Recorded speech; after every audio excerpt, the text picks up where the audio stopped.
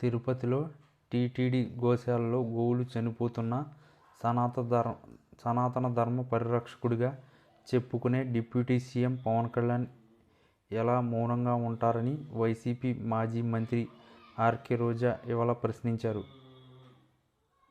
పదవులు ఇచ్చేసి ప్యాకేజీలు ఇచ్చేస్తే నీ నోరు పెగలదా అని పవన్ కళ్యాణ్ను ఆర్కే రోజా ప్రశ్నించారు.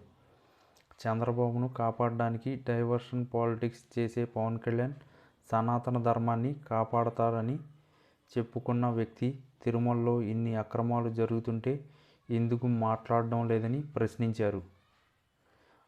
తప్పు చేసిన వారిని శిక్షించమని ప్రభుత్వాన్ని ఎందుకు నిలదీయలేదని అడిగారు. నీకు నీ అన్నకు పదవులు ప్యాకేజీలు ఇస్తే నోరు పెగలదా అని అడిగారు. కూటమి ప్రభుత్వంలో ఉన్న పవన్ కళ్యాణ్ సనాతన ధర్మం కాపాడడాన్ని చెప్పారని, గోవులు చనిపోతున్నాయని కాపాడమని అడిగితే మాజీ టీటీడీ చైర్మన్పై కేసులు పెట్టడం ఏంటని రోజా ప్రశ్నించారు.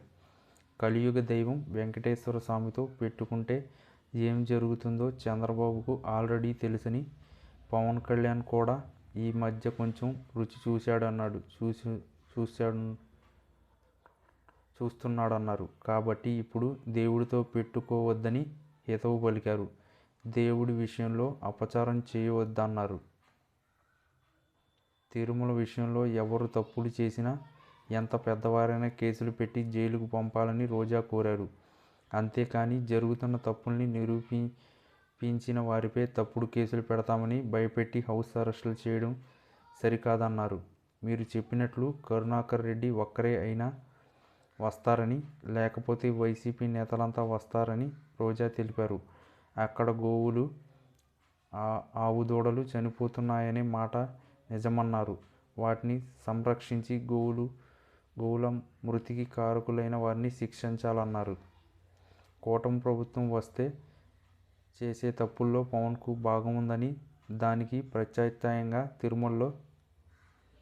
ప్రాయశ్చిత్తంగా తిరుమల మెట్లని కడగాలని పవన్కు రోజా సూచించారు. కొండ మీద హత్య జరిగిందని, హెలికాప్టర్లు తిరుగుతున్నాయని, చెప్పులేసుకుని తిరుగుతున్నారని, బిర్యానీ గంజాయి అమ్ముతున్నారని, గోవులు చనిపోతున్నాయని, వీటికి ప్రాయశ్చిత్తంగా పవన్ కళ్యాణ్ తిరుమల మెట్లు కడగాలన్నారు.